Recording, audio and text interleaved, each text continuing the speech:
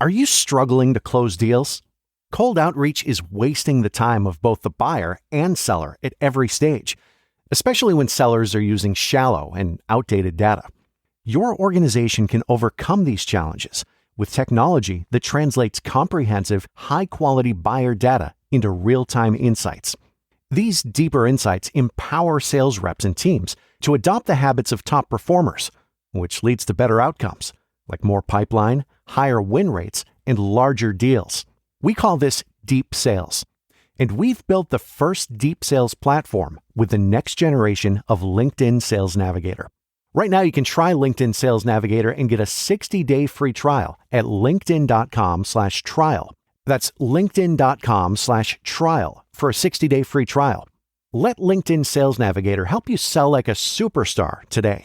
Just go to linkedin.com/trial and get started.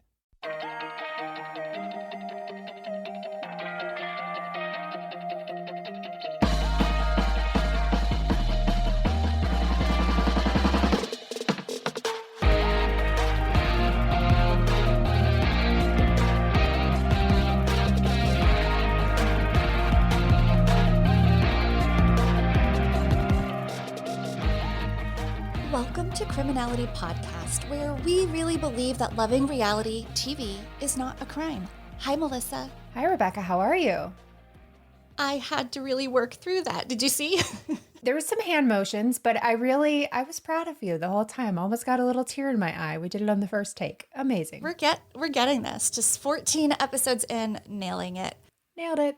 How are you? You had a busy week. You had a big conference. I did. I know you won't say this. I want you to share about it, but Melissa was invited to speak along with her co-host Mandy from Moms and Murder at the Podcast Movement Conference, which is really like the biggest podcast industry event of the year. So It's a big deal. And you were asked to speak on a panel. So I want to hear anything you want to tell us about. Okay. It was in Nashville this year. I've never been to Nashville. Nashville is pretty cool, kind of wild.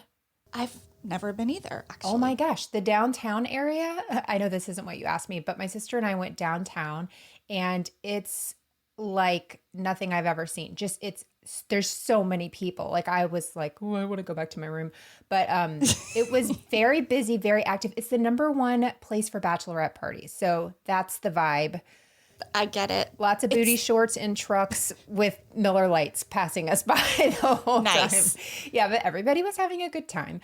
Mandy and I were asked to speak on a panel at Podcast Movement. It's my first time going to Podcast Movement, and there was just so many resources there. We checked out a couple of other panels, and it was neat to learn from other people. It's always like one of those things where you're like, well, I kind of... First of all, I don't do any of like the big social things because I'm not that social, but because you're you. Yeah, because I'm me, and I skipped out on Questlove, who was there for a big iHeartRadio party. I know. It's a little disappointed to. I know. But that's okay. Well, here's what they said. There's going to be a lot of traffic because there's a Grand Prix thing, and I'm like, oh, traffic plus people? Can't do this. This is too much. That's a deadly recipe. Yeah. I was like, I'll just watch people's videos. And that's what I did. But yeah, it was a lot of fun. I really enjoyed it. It was nice to get away. I was away for 4 days. My sister and I got to take in the city. I brought her with me and we did like a day of, Nashville stuff. It was really cool. That's so fun. I'm glad that you got away and had fun and that it went well. It reminds me, your response to Nashville, my response to Austin this year for CrimeCon. Yes. Similar vibe. I probably saw a dozen bachelorette parties downtown, the 6th Street where everybody hangs out in the bars. I actually had a full-on, I'm calling it meltdown, but it was a borderline panic attack because it was like my first time in a crowded space like that since the pandemic. But cool city, just like Nashville, like lots of music. So it's good to see new places. It is. It was one of those things that I had wanted to visit, but if I didn't, I would have been okay. But I really enjoyed it. It was really great. Yes. Great food. Amazing food. And that's really all that matters. That always helps. Absolutely. That's like worth the whole shebang. It's worth the people. Yeah, even the people. And Rebekah, how are you doing this week? I'm doing great. Nothing really to report, which is just fine. Great, with me. yes. Yeah, just kind of getting through these last few weeks of summer. I know your kids started school today. My high schooler doesn't start for weeks, and my daughter who's going to college goes next week. So I'm kind of just taking it one day at a time. But we're busy prepping, and I'm trying to just spend as much time with her as I can. Where are you on your Homeland rewatch with her? Oh, pathetic. We're at the middle of season 4. Oh, actually, you're doing pretty good. She's got this job I work super annoying and getting in the way of our plans. But, and you know, we found we have a 2-episode cap in one sitting. Like, she's like, let's go all night. But then you actually watch 2 and we're both like, we need a break. Yeah. It's intense.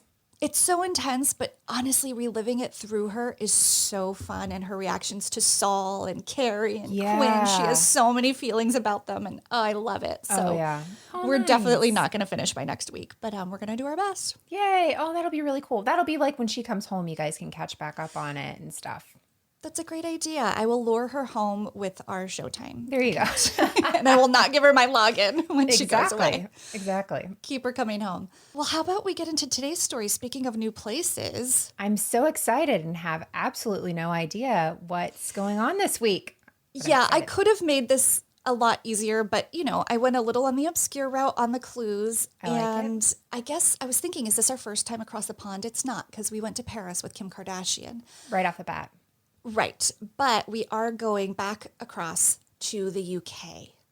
So I want to tell you the story of a British couple that you might have actually heard about. Their names are Charles and Diana. But no, I see your face. Like, and it is not that Charles and Diana. It is Charles and Diana Ingram of Derbyshire. Derbyshire? Okay. Derbyshire, England. You don't know how many times I've said Derbyshire alone in my mirror. Like, I wonder which one is the most right. And the voice recordings don't help on Google. No, they don't, because they vary too. And it's a robot voice. It's a robot voice trying to teach you. It's terrible. So to any British listeners, I love you. Please love me. I am doing my best.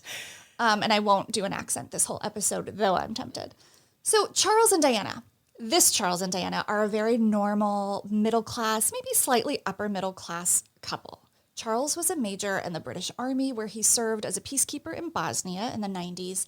But he also had, he went to university for engineering. So he had that background. Then he got his master's in corporate management. So he wasn't on active duty at the time of the story I'm going to tell you. He served in the British Army in a business and engineering capacity. Okay. I know very little about the military, if that's not already very clear. I'm always like, but if you're not a soldier, what do you do? How are you in the Army? But like, he had a job for the Army. Okay. I think people will get that. Yeah, they'll get it. People know more than me.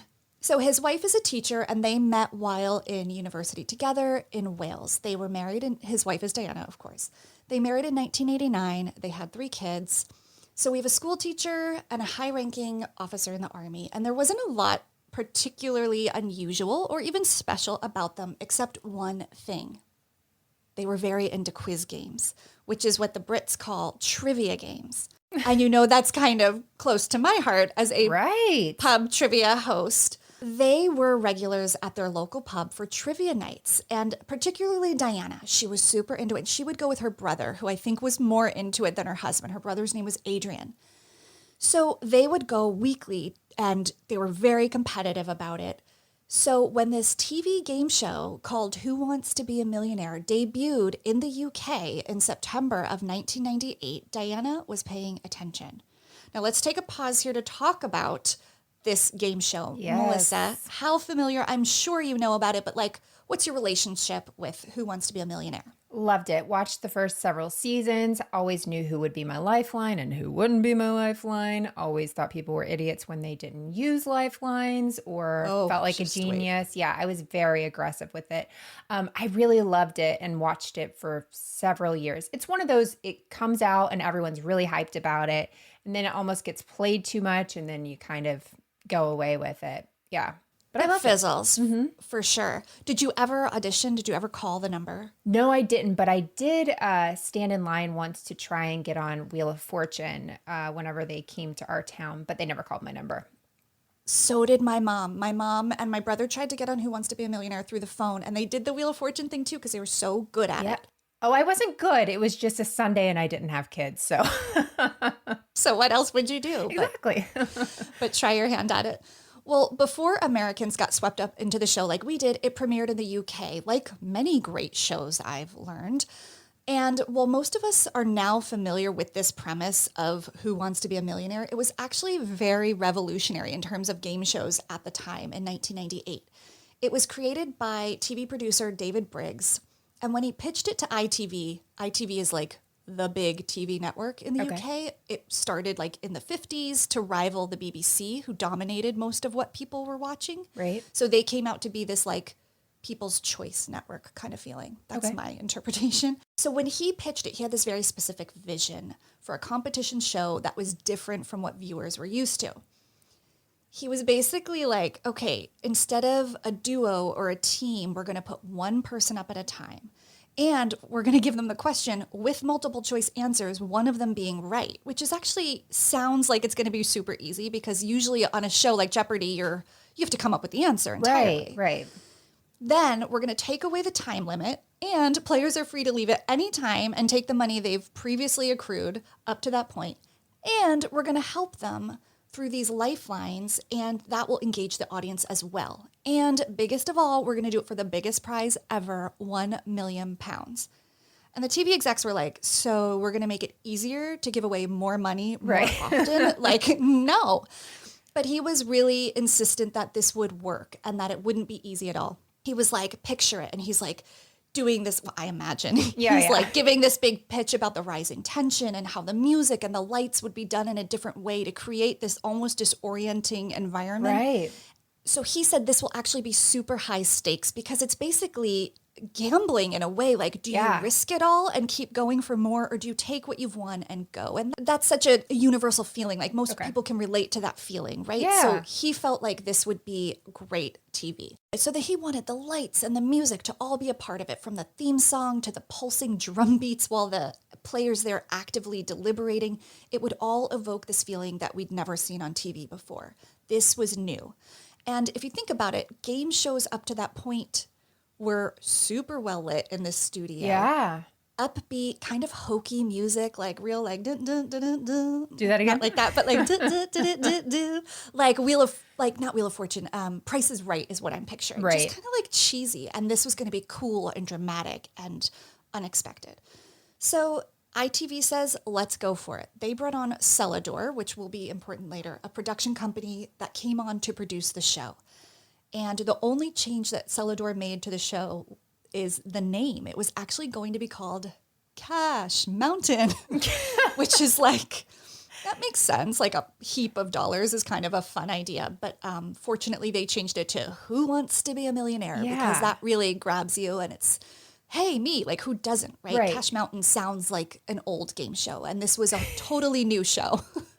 I would like to face the rock on top of Cash Mountain. That's what I'm picturing. That could work. That could work. With his little guitar singing with his mom. I could get at least $20 for that, I think. Put it on the vision board. Okay. So Who Wants to Be a Millionaire premiered in September of 1998 with popular UK TV personality Chris Tarrant hosting. Now you probably maybe have seen him in like images of the UK Who Wants to Be a Millionaire, but like he seems to be our Regis Philbin from R.I.P. what I understand. Yes. Early ratings were huge. From the get-go, it was pulling in 19 million viewers a night, which at that point in 99 was huge and record-breaking. Now, Celador had created other game shows and kind of lighter variety shows, but nothing like this. And this was their breakout hit, basically. Right. And they would go on to do many more things, but they would always be best known for creating Who Wants to Be a Millionaire. So, Melissa, it debuted in the UK in 1998. Any idea when it came over to our dear land of the Americas? I believe it came over to our dear land of the Americas in 2001. That's a great guess. It was sooner than that. It was August 99, less than a year. We're stealing this. Exactly my thoughts. I'm like, just less than a year for America to get their grubby little hands on a good idea. So we had it very quickly after. I think that also speaks to the massive success that it was. Yeah. That we over here were paying attention. Of course, as we mentioned, our original host would be Regis.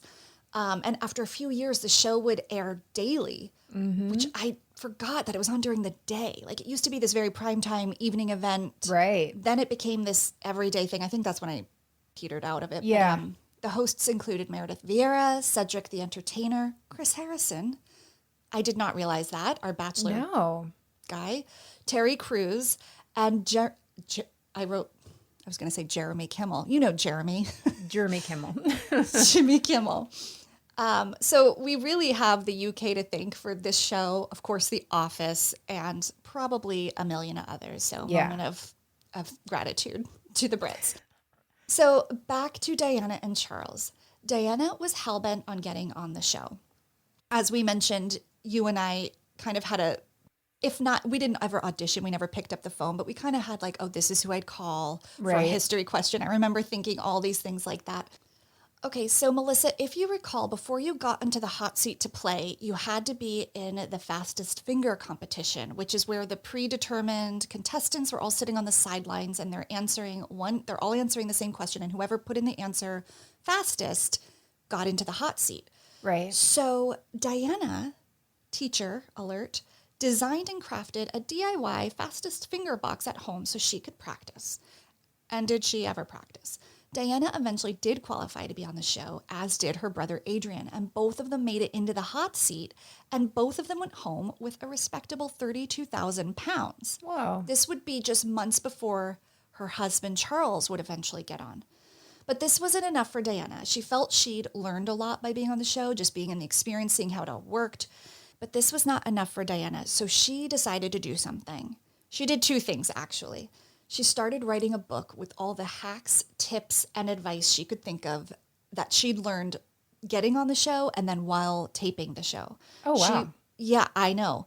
And then she started signing up her husband to get on the show, who had more of a take it or leave it kind of attitude to the whole thing. Mm-hmm. So she's like, if I could train him, which really is what it became. She was like his trainer. Like, if you can imagine like a couple, being like up every morning, like they did 20 minutes of fastest finger competition. They were constantly she made him read all these pop culture books and watch movies because that was his weaker areas. So he should have called us. I know. We should have been his phone friend for that. Dream team, because he would take all the science and math questions. I'm not assuming you're bad at those, Melissa. I'm just assuming you're like me in those situations. You know how much I know of the other stuff, and you have to know that my brain can only handle so much. So it's a fair assumption to know that those aren't my thing. Something has to be shoved to the side. Something Has to Give, which is an American movie that took place in the year. I'm just kidding. And it was not based on a UK predecessor. So the day finally happens. Charles qualifies to be on the show. He makes it into the hot seat on September 9th, 2001. And what happens next becomes one of England's biggest reality game show scandals and the real story behind today's episode. Now, I need to say, I know a game show is not technically a reality show. However, I felt it fell under the unscripted umbrella. Absolutely. So I went for it. But the best part is there are reality shows coming. We're just going to have to wait a minute. Whoa, okay. That blew my mind and was when I knew I had chosen the right episode. Which is not always the feeling, as you and I both know. No. It is rarely. And actually, it's more scary when you think this is a good one because then... If something's going that well, you're just waiting for the shoe to drop. So there's always time. So let's go back to the night in question. Charles is in the hot seat. And to be honest, he's not even playing great. He's like bombing easy questions and what most people would consider very easy base level questions. He uses 2 of his 3 lifelines by $4,000. Ooh. And yeah, so everybody's watching kind of behind the scenes like, well, this guy's a goner. Right. But he runs out of time. You know how that happens sometimes, and they have to come back the next night. So he leaves with this $4,000 win and 1 lifeline left. And the producers, the host, everyone's kind of like, he's not going to go very far. He's going to use his last lifeline and he'll be out of here. But Charles had something else in mind. It's night 2 of taping, and Charles is back, and anybody interviewed about this night says it was like a different man competing. He was bolder. He had a method, he said, and a sub-strategy, but it almost seemed reckless. He would be asked a question. He would talk out his gut feeling on it. He would say things like, I don't even know who that is, so no. But then out of nowhere, 5 minutes later, he would go to that answer. Oh. And it was weird. And but he actually was a much more entertaining guest, or contestant, I should say, that night, as opposed to the previous night. The host, Chris, would just constantly be like, are you sure? Except like funnier because he's British and he has this dry wit, and he's totally just like stunned and like keeping up with him and narrating the whole thing and being like, remember, and they're going through this whole thing, and it's pretty wild to watch. So this keeps happening. He keeps advancing, and nobody can believe it because he never seems sure, and yet he keeps getting answers right. Now, unbeknownst to us as the viewer or any audience members there, producers and audio engineers behind the scenes feel like something is off, but they don't know what. They just felt like something was weird and not making sense, but nothing blatant enough to stop the show or to intervene. So they don't alert the host, and the game keeps going. They allow it to continue, and eventually Charles comes to the $1 million question. The $1 million question, here it is. A number 1 followed by 100 zeros is known by what name? A Google. In 2021, most of us could answer that question. Yes. Because we have Google's, the benefit of Google. Now, Google was around in the year 2001, but it wasn't. I thought that was the answer. It is right. Oh, yeah, okay. Right. I'm sorry. Yeah. I only know that because of my son. I would have never Googled it. My son knows these kind of things, and I'm forced to learn them. Yeah, I actually didn't know the answer was Google, but a lot of people I'm learning through researching this could now tell you that is a Google because they Googled it. Yeah, yeah. But in 2001, I know my son. Exactly, or they have a genius in their life. So Google was a thing, but it wasn't the thing we all use now to search things. The internet was early days, and so anyway, the question was kind of hard. The other options, I think, were nanomal, megatron, and gigabit. Oh. So I am now going to send you a clip, Melissa. I would like you to listen to. 1 million. I'm not sure. However. Charles, you haven't been sure since question number. All he needed to do was read through the options and wait for Whittock's coded cough. I think it's a nanomole, No cough there. but it could be a gigabit.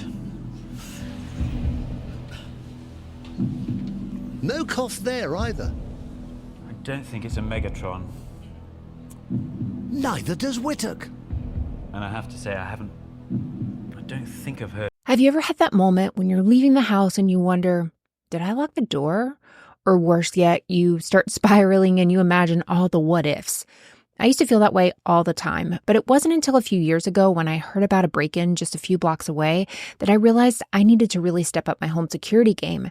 And now I can spiral about the what ifs on things that don't matter, like reality stars, instead of the what ifs of home security. We've had SimpliSafe protecting our house for the last few years now, and it's a total game changer. With SimpliSafe's Fast Protect monitoring, I know within 5 seconds if something's actually up, and the lifeguards can actually speak to intruders to stop them.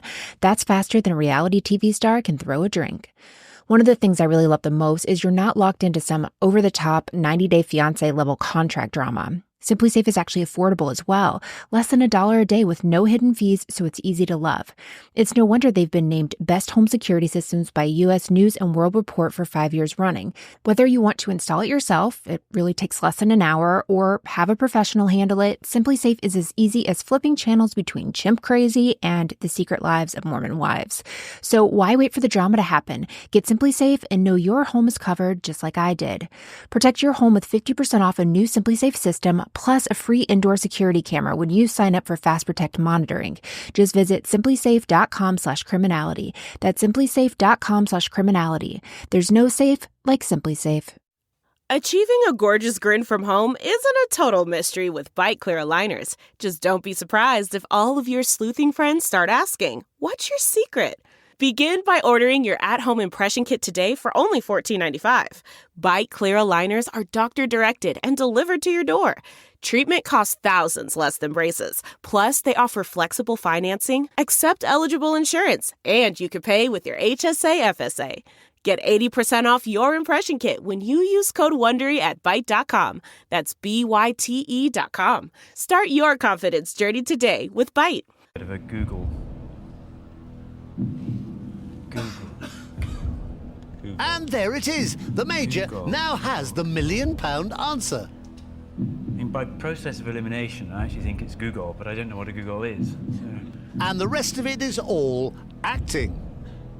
I really do think it's a Google. But you thought it was an animal. And you've never heard of a Google. And there's £1 million involved. I know, but it's not a Gigabit, Nanomil, and Megatron, and there's only 4 of them, so it must be Google. The stakes are huge, and the Major wants to make one final check. I'm sure it's Google. And there it is. I'm going to play Google. Yeah. Final answer. Final answer. Charles, give me that check. £500,000. You no longer have that. You just won £1 million! Oh my gosh. Okay, right? Now, a note about the clip. Obviously, it's edited and narrated even to guide you through what you're hearing and watching. There is unaltered footage available, which I'll link in the show notes for people to make up their own minds. But I did want to include that one because people can't see. They can only hear. I think that one was helpful. So just what are your initial thoughts after listening to that? I don't feel like I've ever even heard on one of these shows somebody coughing, but it was so aggressive, the coughing, that it was very obvious. I mean, obvious now. It wasn't obvious then, I'm sure, but something's going on. But the fact that he changed on a dime, he didn't even try to question them again and do like process of elimination. He was like, no, I think it might be, it's got to be it's definitely not a megabyte or whatever. Right. You just said it could have been 1/2 of 1 second ago. He wasn't a good actor. No, it is cringy to watch. So this moment ends with Chris Tarrant just jumping up out of his seat in my favorite moment and like hugging him. And he says, "You are the most amazing contestant we've ever had." I had to do that. I know. I was going to say, I was going to call you out on it, but it was so good. I probably not. But like, it was just like so exciting. He was only the 3rd person to ever win the £1 million. Well, that was short-lived. The confetti fell, the oversized check gets signed over to Charles Ingram, but the producers and the legal team of ITV and Celador are investigating pretty much straight out of the gate. Like, they're like, what is going on? So he goes home with his check. The team keeps watching and rewatching the night's events, and when they see it, or rather, when they hear it, the coughs, they start paying attention. Now, before we proceed, I feel like this is so interesting to research in this COVID times. And I know bringing up COVID in a podcast sucks, but a cough used to just be an annoyance, like an annoying thing that happens in public. They didn't have the ramifications they have now. Like, people are so paranoid when they hear coughing now. Yeah. But I feel like you wouldn't have even really noticed it then. Like, now we are so hyper aware of every single, you're afraid to cough ever. And so I can see how back then, like, I'm hyper aware now, but I probably wasn't then. Exactly. So the fact that any coughs in a large studio audience jumped out at all to the audio engineer is noteworthy, because now I think also if this had happened now, we would be calling this Coughgate, but at the time they didn't do that. But now that you know, obviously, the story of where we are, do you remember this story? Do you remember hearing about this cough scandal, Coughgate, as I prefer? So I don't remember where I've heard it from. I don't think I necessarily heard of it whenever it was happening. I think just in pop culture, I've heard it since then of like the, 10 most ridiculous whatever. Yes. What is the word I'm looking for? Like scandals, like reality. Yes. There you go. Scandals. Mm-hmm. Yeah. Same. That's all I knew too. And for whatever reason, that one of those lists grabbed my ear and I thought, I'm going to find out about this. And it is such a fun story. Yeah. So Back to the team. They think they recognize a pattern in the coughs. They allege that someone in the audience is coughing after Charles says a right answer. According to the Millionaire fandom site, quote, the process was rather simple. After host Tarrant read out the question and possible answers, Ingram would read the answers aloud and wait for a cough when the correct answer was read aloud. So next they had to figure out who was doing the cheat cough. I don't know what else to call that. Because his wife only coughed a couple times during one question the whole night, and the cameras were on her the whole time, but they weren't set up to be airing her reactions the whole time. Like they didn't always show her, but they watched her and they noticed that she did something different from most plus ones, if you will, of the contestant than most usually do. Instead of looking at the person they love playing or at the monitors of him playing, which is usually a better view, she was looking down and to her left very often. So they scope all the footage to figure out who was sitting there, and who they find is Tequin Whittick. Tequin was actually also a contestant in the fastest finger competition, and he had not yet been in the hot seat, but he was down in that gameplay sideline position. Celador cuts the tape to include every questionable cough, 19 in total, and contacts the police.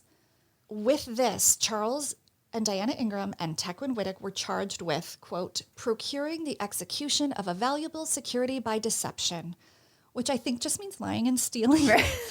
I like or that what better. we might call, I do too. I like everything they do better. I think we would call it fraud. And this happened just days after the taping. So it's still 1999, but the trial would not begin until 2003. Whoa. Now, I know. So in that sense, it's just like over here. Now, all three of them, Charles, Diana, and Tequin, pled not guilty, but the British press, as you could imagine, has taken the story and run with this. So they were all being held in the court of public opinion, and they very much were perceived as guilty. The British tabloids were publishing stories about them. Reports indicate the couple could not go in public without being coughed on, and they had to eventually pull their daughters out of school because the bullying was so bad. I mean, think about it, right? It'd be like someone, winning the lottery and then finding out they cheated or scammed. I mean, people don't love that. No. And he was being celebrated in that, and people were excited for him. And that's duping people like that. Not a fan. Exactly. And I think this comes up here a lot is like people love to watch someone's rise. Yeah. They really love a good fall. And so they were probably with him on that journey. Like he's one of us and he's getting it. And then boom. And so that probably felt a little good. In 2003, the trial begins. And I don't know how to say this. It's a big deal. Like if they did this, they stole. But in all the reading about the court transcripts and just, there was so much funny commentary and conversation about coughs that it felt so silly to me. And I was like, is this worth like a whole court case, criminal court? Because they brought up coughing all the time. And what's so funny, it's like yawning. Everyone, the jurors, spectators in court, the lawyers, like coughing fits in the trial all the time. And this, because you can't make this up, there was one day where one of the attorneys couldn't talk. He was coughing so much and they had to end early, take a day off and resume. Whoa. So it was just sort of like Coughgate, I'm telling you, and it transcends into the courtroom. So there was a reporter from The Guardian who kind of felt like I did, and he asked the arresting officer, Ian Williamson, quote, come on, in the end, what exactly did they do? Why didn't Celador just settle the differences with the Ingrams in civil court? To which the officer replied, this trial is about protecting the integrity of the Millionaire format. Millionaire is the most popular quiz show in the history of television. Celador has sold it to 100 countries. Thousands of jobs depend on its success. And they further went on to say, if they had stolen art, gems, or cash, that would be considered very significant and it would be criminal. And I thought that's a fair point. I think that analogy helps me. Like if they had done a heist. Right. It's kind of the same thing, I think. Well, that and at this point, if you've got all of these people playing all over the place, if you think I can cheat this and get away with it, that's what people are going to do. So if they've made an example of them, I can see how they would prosecute. That's a great point. I think they were absolutely making an example of him and setting a precedent this will not be tolerated. So the Guardian reporter, the same guy, asks Charles during the trial, what is it like to be in the courtroom, have to rewatch that episode, because they played that A million times. over and over a million times, and relive the night. And Charles replied, quote, I still get a thrill when it gets to the part where I win $1 million. It's a weird response, right? Right, totally. It should also be noted that when the TV company called Charles to say he was going to be arrested and they were stopping payment on the check, he vehemently denied any wrongdoing, but didn't get upset or say, how could this happen? Or I'm going to, he said, I didn't cheat. And that was kind of that. And they actually thought that was very suspicious. But you and I both know as true crime podcasters that we do not define guilt by how people necessarily behave after an incident. We do, but we shouldn't. I guess. Right. We shouldn't assign too much meaning to that. Yeah. So all 3 defendants pled not guilty, and the prosecution, who represented Celador and ITV, had 3, there was a lot in the case, but I've distilled it down to 3 major pieces of evidence against them. 1, the tapes, which include these 19 significant coughs that align with correct answers, which Charles had previously not known. These were real glaring examples of him completely switching and changing his mind. 2, a documented phone call between Diana and Tequin the day before the second taping. Now, the call wasn't recorded. Obviously, they weren't bugging her, but they verified on phone records that she did, in fact, call him. Tequin did not know the Ingrams. They were not friends. They only met through being in this hot seat contenders. Right. So they really had no reason to talk to each other. So they allege, of course, that this was them conspiring to cheat. Yeah. The third piece is a witness named Larry Whitehurst, who was a fellow contestant present both nights of taping, who noticed the odd coughing pattern and alerted the producers. He also points to his demeanor when everyone's celebrating and freaking out because he just won $1 million. You can literally see Larry, and he is grimacing like he's not having it. No. So he is unhappy in that footage, and he's not clapping. And of course, Charles's lawyer is like, well, why would he clap? He wanted to win. He was just jealous. At this point, Melissa, I'm going to put you in the hot seat, if you will. This is a 50-50, but you can't phone a friend. Okay. If you had to answer right now, based on what you've heard so far, would you say Charles did or did not cheat while playing Who Wants to Be a Millionaire? Just what's your feeling right now? 100%. I think he cheated. Yeah. Yeah. I was exactly where you were. And we'll go back to, it really feels like that. And it looks like that. And it sounds like that. So let's discuss the defense. I thought their attorney did a great job casting doubt on the cheating allegations, and these were, in my opinion, her strongest arguments. And again, there's a lot more to this case. I'm choosing highlight reel here. So she brings in a doctor as a witness for Tequin, his doctor, who testifies that he has suffered from a persistent and uncontrollable cough for years due to chronic hay fever and a severe dust allergy. So she puts this idea out if you're going to do a cough strategy to cheat, would you bring in someone who can't control when they cough? That would be a pretty terrible choice of a person. True. It's risky, right? Because you could get that wrong.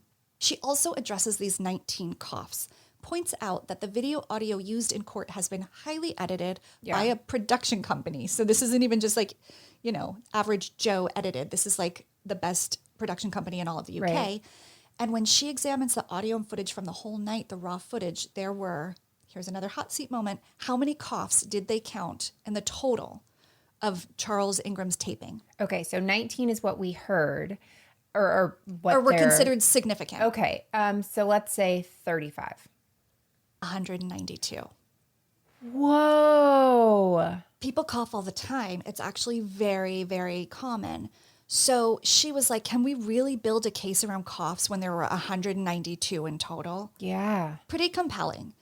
Third, she says that host Chris Tarrant himself testified that he didn't notice anything unusual. The producers, the audio guys, they did. But he was just kind of this is insane. Right. But nothing seemed off to him.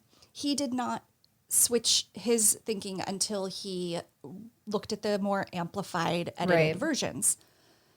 Now, Charles himself explains away changing his mind by saying that he listened to the audience audible reactions. This was one of Diana's hacks, pro tips. Right. Usually there's a sharp or you can't, when there's that many people in a room, even when each person makes a tiny noise like that, you can kind of sense that you're going the wrong direction. Right. So when he said things like, oh, it must be A1, which I think is like a band over there, and everyone did this like, oh, nope. Yeah. He said that's what made him switch. So that's how he explains that. This is a really good defense. Like, I thought so. I've almost completely changed my mind. Oh, just wait. So the Ingrams continue to maintain their innocence, of course, and the defense talks about how Charles is an engineer. He is not a stupid man. Right. And he's actually a card-carrying member of Mensa. Oh my Now, gosh.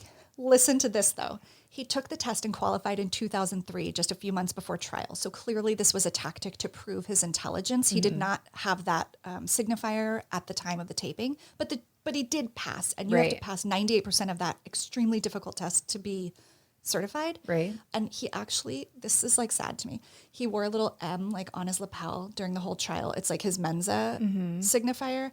And he thought it would just be like a subconscious, like they'll see this. It's like a visual cue of my intelligence. And it was so tiny and the jury was so far away, like no one noticed it. So a lot of the reporters had a lot of fun with like him wearing his M and nobody even knowing that it was there. Aw, It's sad. That If makes he's me sad. innocent, it's super sad. Right. If he's not, it's I love like it. sociopathic. I love it so Yeah. much.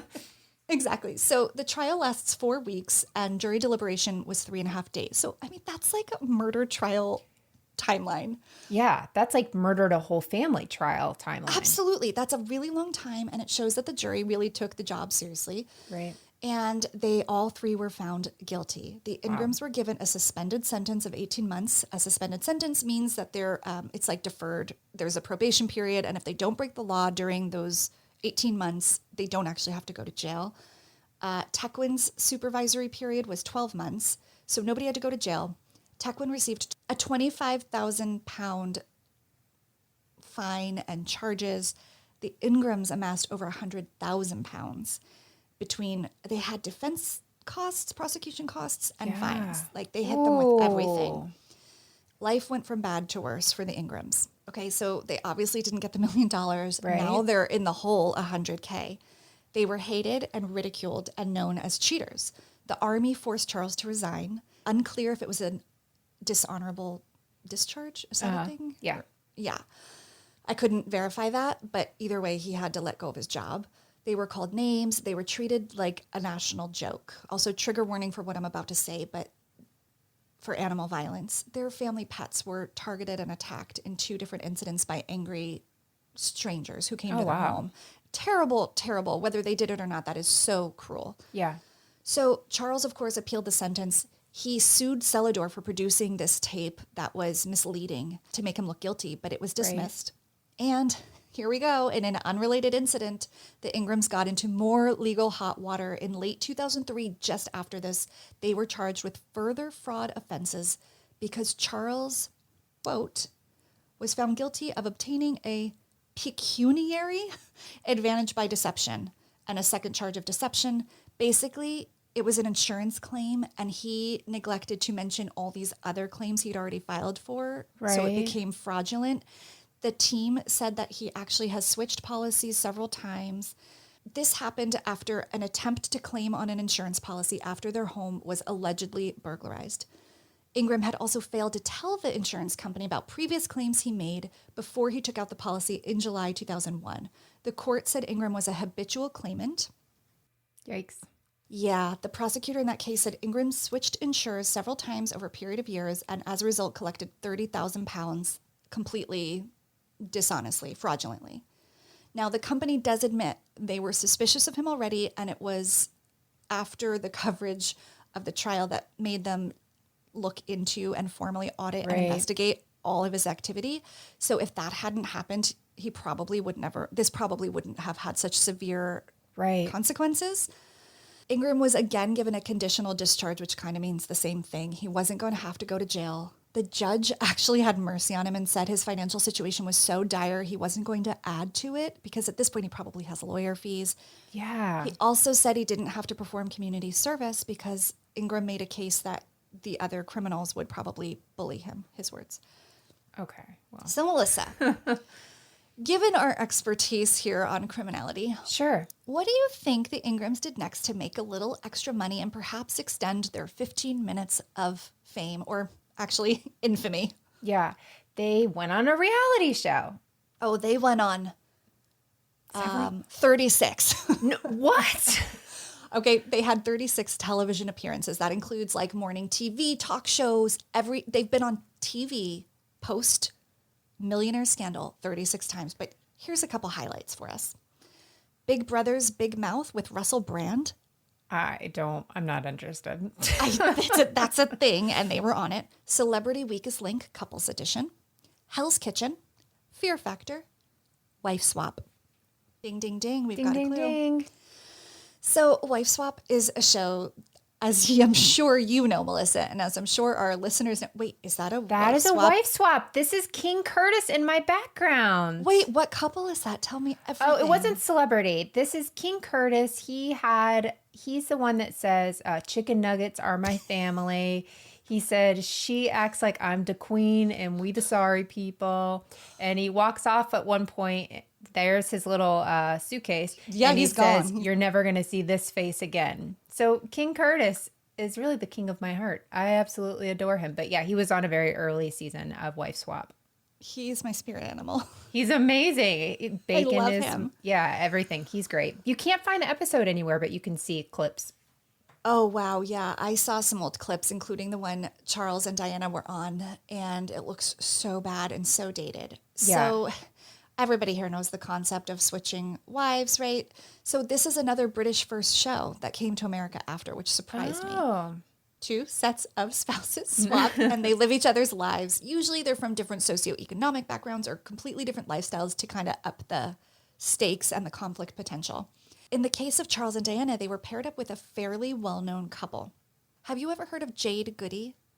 I know the name. Couldn't tell Yeah. you anything. I get her, Katie Price, for some reason. Those are like the 2 UK celebrities I know. Interesting. I don't know who that is. I think UK listeners will have heard of Jade Goody. She was a well-known contestant on Big Brother. She did very well. She didn't win, but after that, she kind of leveraged her fame and went on to do other reality shows. And she was known for being kind of a straightforward, brash. She was not filtered. Okay. So she's dating a guy, Jeff. We meet her in this celebrity white swap with Charles and Diana. And they've only known each other a few weeks, but they were pregnant with their first child. They're the ones that swap. So Charles and Diana are like, what I would say are like quintessentially British. They're just like a little buttoned up, Right. stodgy, like super just like English. And Right. she's a little more like brash, like loudmouth, probably from a very different area of England. From And so Essex, the only way. Right, there you go. If you say so. So they end up switching and she's just like, is it with the cheetahs? Am I going to be with the, and she's like going on the show because she's like, I have a feeling. And it is just amazing. Tragically, shortly after this show, she would be diagnosed with cervical cancer. And she ends up allowing a lot of her life to be filmed in order to advocate for early detection. She was young. Yeah. She died. Yeah. She was only 27 and she left behind 2 little boys. And she also did all this filming to make as much money as possible to leave to the kids. So Right.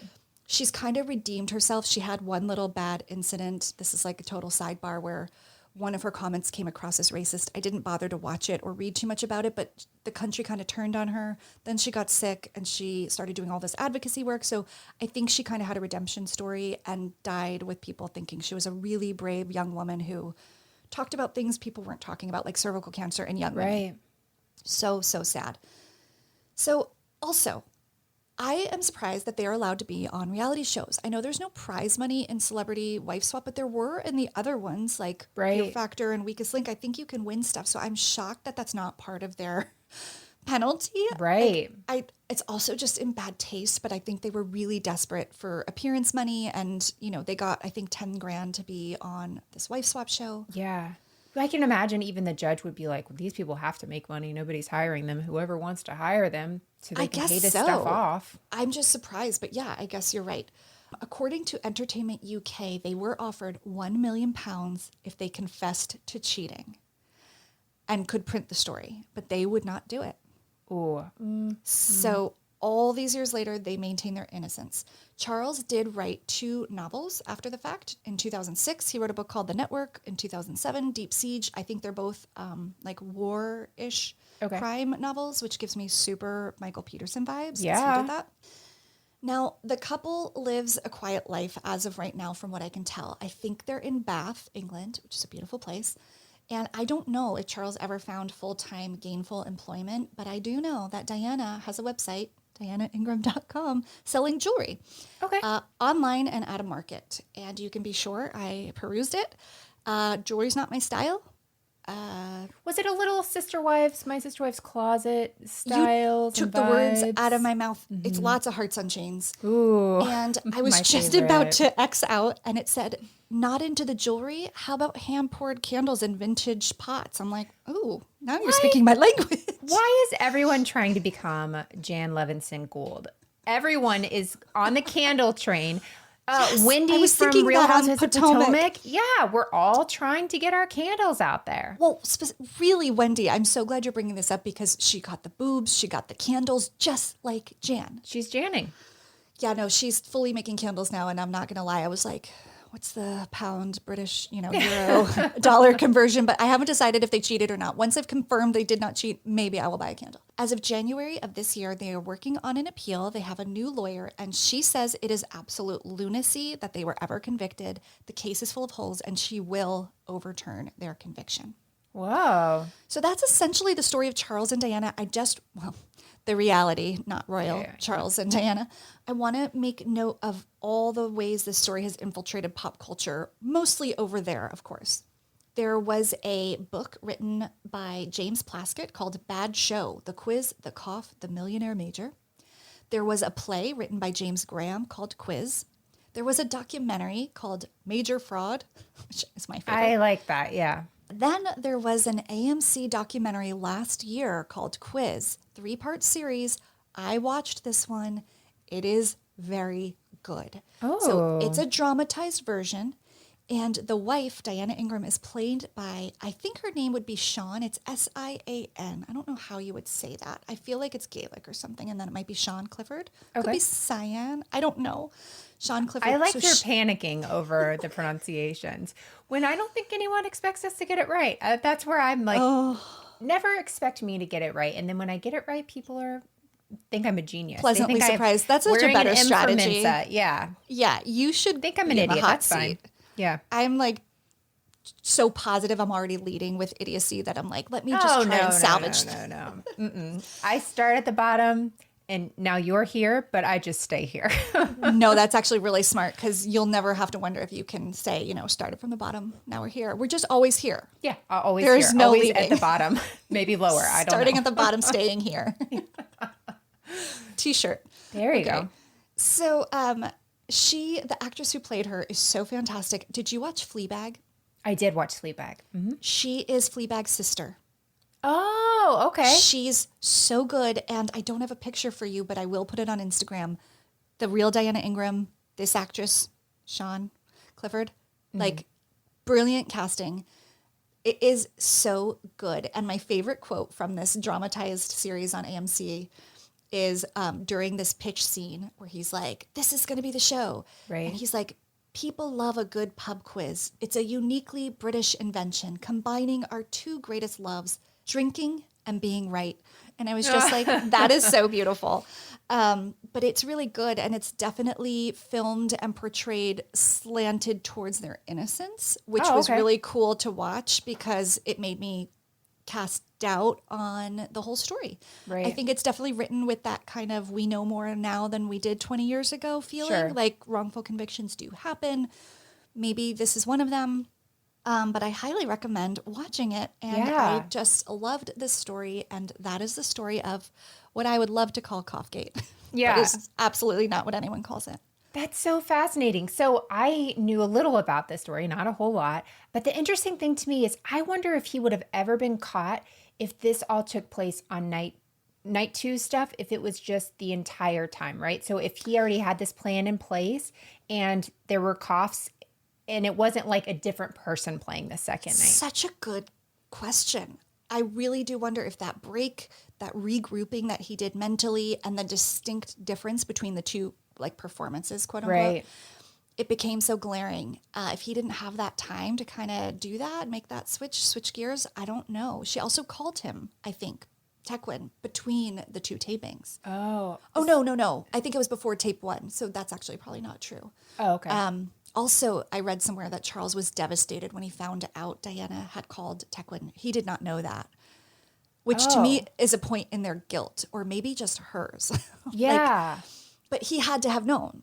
Like, right. Actually, how would so he never have mind. answered? Yeah. How would he have answered? And did Tequin ever say, they told me they would give me this much if they want? No, he maintains his innocence. Whoa. He says, I just cough. I just wanted to be.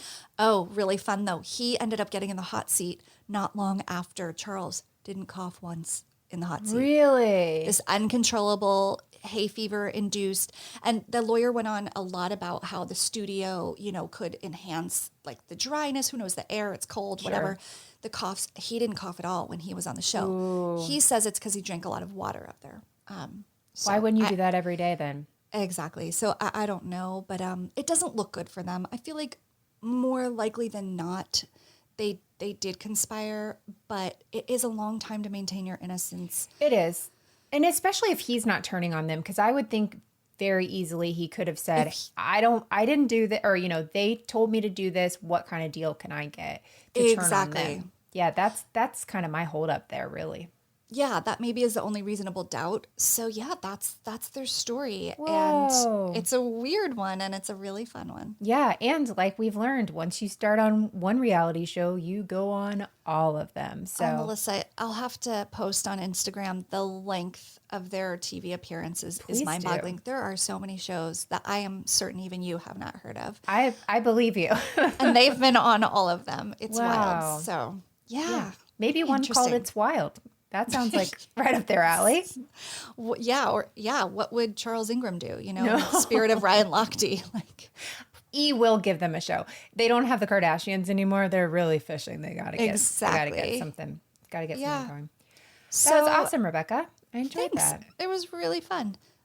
So I watched that AMC's quiz, but I'm sure I watched other things, but I have a feeling you must have watched something since last we talked too. Can you tell me? I've watched a couple things, so I actually had to struggle to come up with this because I was out of town, so I had time that I don't normally have. Extra time. I would have still watched. It doesn't matter. Okay, so I have 3 clues for you.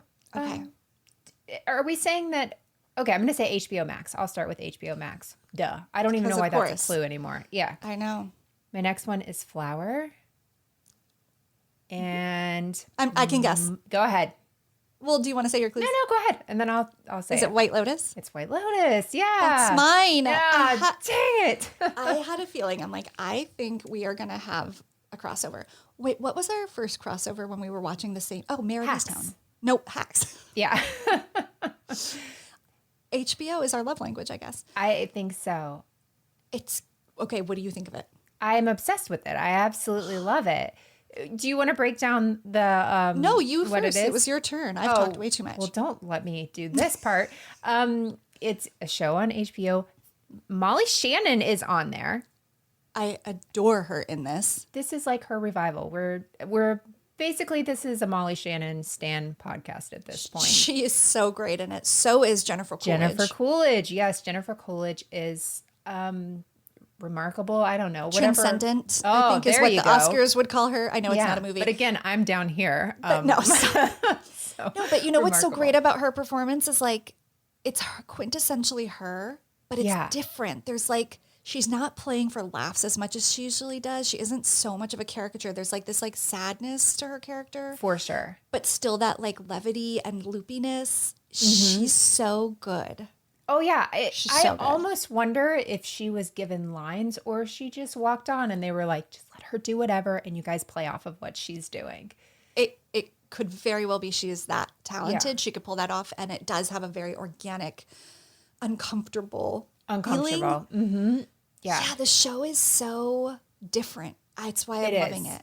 And it even has that different music where you feel like it's a different kind of show, right? Where it's just kind of this haunting, I don't know how I would even describe it. No, I think that's a great way to describe it. It's haunting got sound, yeah. Super spooky haunting vibes. Is a great word. And actually this feels like a beautiful full circle to the beginning of the episode where we talked about the music and lighting was so different for Who Wants to Be a Millionaire. It's this showed too, like the beginning patterns, like those beautiful Hawaiian kind of textiles they show in the intro. I just think the show is super unique, but we still haven't described it for anyone who hasn't watched it. Go ahead. I'm going to let you do that. Really? Please don't make me do this. I didn't actually put this in my notes, so I'm going off the cuff here, but it's a destination show. We're at a Hawaiian resort, and it's sort of the interactions between the hotel resort staff and various guests, all of whom are not connected in any way, but become intertwined through various interactions. And there's just this foreboding feeling the entire show, and you don't know why. I have barely found one character I genuinely like. Right? Oh, yeah. Aren't they all pretty despicable? Yeah, Rachel is my favorite, I think. Even she has moments, but she's relatable. I think she's supposed to be like Connie Britton. We didn't even talk about Connie Britton is amazing in this. Steve Zahn, it was good to see him in something, right? He's so good. He's so good. The other character that's redeemable, I don't know her name as an actress, but she's the spa manager. Yeah. At the White Lotus Resort. She's a likable person. Very. So basically, it's like a bunch of people, their relationship troubles, they're in paradise, but like everything's not really paradise. Yeah. It's really good, and I feel like something big is going to happen. I don't know if I should say. Or yeah, is that already the finale. Next week is the finale. So by the time you listen to this, it's a couple days to the finale. So yeah. Yeah, I'm so happy you're loving it. I'm also just. I'm like, it really takes you away. It's like a really cool experience to watch. And similar to Mayor of Easttown, where you're looking forward, like you just cannot wait until that next episode. So it'll be hard when this is over, but I've enjoyed it. I cannot stand the one guy who's married to Rachel. I can't think of his name. He played Pete on The Office. Shane. Yeah. Oh, Shane? Maybe he's Sean or Shane, something like that. Yeah. The worst. He's the epitome of just like toxic masculinity, male privilege. He's a bro in the bad sense. He's a bro. Yeah. He's the worst. I have to say my only criticism of the show is probably Rachel and Shane's relationship, because I'm like, she is way too smart, gorgeous, and with it to be with him. Like, how is she just figuring out what a royal a-hole he is? Well, like, I don't get it. They haven't been together very long, right? I think that was part of it. That's where I kind of thought, okay, well, I'll give her a little bit of grace there, because it seems like it's been a very, like, a whirlwind. And it seems like maybe she started seeing things, and then this trip was like, oh, this is too much. Yeah, you're probably right. I'm just like, I don't get it. It's not like she's of an age where she's like, it's now or never. Like, she's very young. She has like her whole life. I don't get it. But I think there's something to the security and like whatever. But yeah, I am like, girl, run. Yeah, for sure. Yeah, I'm so excited. I had a feeling that we would both be doing this one this week. Me too. Yeah, but there's always next week. And unless HBO Max releases another show, it'll probably be different shows we watch next week. We'll see. But add quiz to the list, because I think you'll really like it. I will. It's just 3 parts. Okay. And what I'm really dying to know is what we might be talking about next time. Do you have clues for me for that? I have clues for you. Okay. Yay. So my clues are actually all female names. And so they together make sense, but separately. No, I think there will be people that get this for sure. Okay. People, I love that you're like, not me. Well, I don't know, because I just don't know. You might. Okay. Ready? The first clue is Adrienne. Mm-hmm. Second clue is Audrina. And the third clue is Maggie Mae.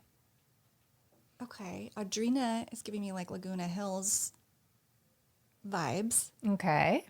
But it's not the bling ring, because we did that. She was a victim of the bling ring. Nope. Okay. Maggie Mae. Yeah, and it's nobody that's in this. Right. But they're adjacent. Okay. I hate this part, because I already can see the comments of like, Rebekah, how did you not get that? No. And I'm like, I am in the hot seat here. That's what people don't understand. Yeah. Look at all the lights. The noise. the ring. So Maggie Mae looks around, crickets. I got nothing. So I can't wait. I think I'm excited. This is always my favorite part. I know it's yours too, where you're done with your episode. Yeah. You can just focus on the next person's and then like start thinking about what you're going to do next. Right. It's just like I could just float on out of here. There you go. And I'll be drug out of here, down here. Stay down here.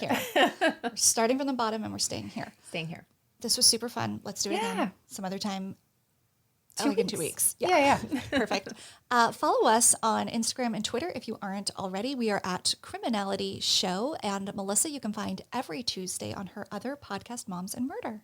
Yay. And Rebekah, you can find her on Dialogue, which are we still on hiatus or? Nope. We are in a summer series for a couple of weeks. We release on Wednesdays, and then there will be an announcement in a couple of weeks about what's next. All right. I'm excited. Yay. Talk to you later. Bye. Bye. Thank you for listening to Criminality. If you're enjoying the show, please head over to Apple Podcast or wherever you listen and give the show a rating and review. The reality is it would be a crime to keep your thoughts to yourself. And come join the fun outside of the podcast and follow us on social media. We are at Criminality Show on Twitter, Facebook, and Instagram. Memes are welcome. We'll see you in 2 weeks with a new episode. Until then, you can catch my co-host Melissa on her weekly show, Moms and Murder. And Rebekah Sebastian on her podcast, Dialogue, a true crime conversation. Don't forget, loving reality isn't a crime.